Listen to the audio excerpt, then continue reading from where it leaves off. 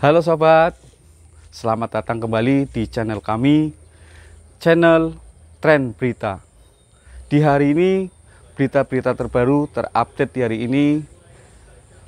Jangan sampai lupa nonton, like, komen, dan subscribe-nya.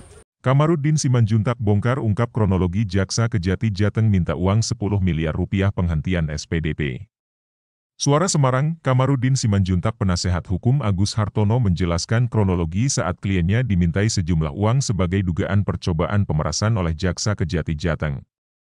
Awalnya, Agus Hartono merupakan seorang saksi dalam kasus dugaan tindak pidana korupsi penggelapan dana fasilitas kredit dari Bank Mandiri Cabang Pemuda Semarang, Bank BRI Agroniaga Cabang Ahmad Yani Semarang, dan Bank Jabar Banten Cabang Ahmad Yani Semarang ke PT Citra Guna Perkasa.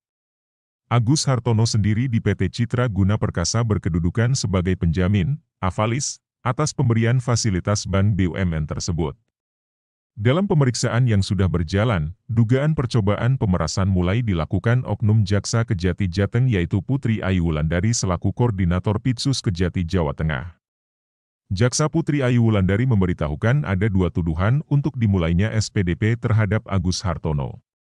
Saat itu, Putri Ayu Wulandari langsung menemui Agus Hartono di ruang pemeriksaan. Hanya 4 mata, dan penasehat hukum dilarang untuk hadir dan tidak diperkenankan mendengar. Di ruang pemeriksaan itulah, Putri Ayu Wulandari meminta sejumlah uang untuk penghentian 2 SPDP kepada Agus Hartono. Untuk 1 SPDP, Putri Ayu Wulandari meminta uang 5 miliar rupiah. Maka total uang yang diminta yaitu 10 miliar rupiah.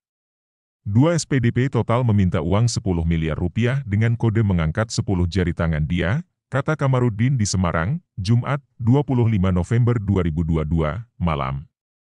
Kamarudin juga dibuat heran, sebab berdasarkan keterangan kliennya bahwa Jaksa Putri Ayu Wulandari meminta uang percobaan pemerasan ternyata atas perintah Kejati Jateng saat itu.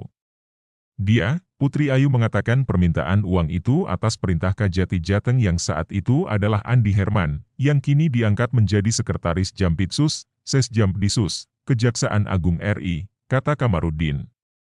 Kamarudin Simanjuntak melanjutkan, saat dimintai uang kliennya langsung menolak sebab dia merasa tidak bersalah.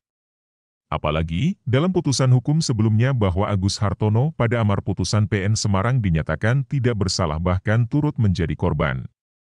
Menjadi sangat disayangkan oleh Kamarudin Simanjuntak, sebab kliennya menolak dimintai uang untuk penghentian SPDP justru berimbas kriminalisasi. Kliennya langsung ditetapkan sebagai tersangka oleh Kejati Jateng atas dugaan tindak pidana korupsi atas fasilitas kredit bank BUMN tersebut. Karenanya, saya meminta agar oknum Jaksa Putri Ayu Wulandari diperiksa dan dicopot karena telah menyalahgunakan wewenang, katanya.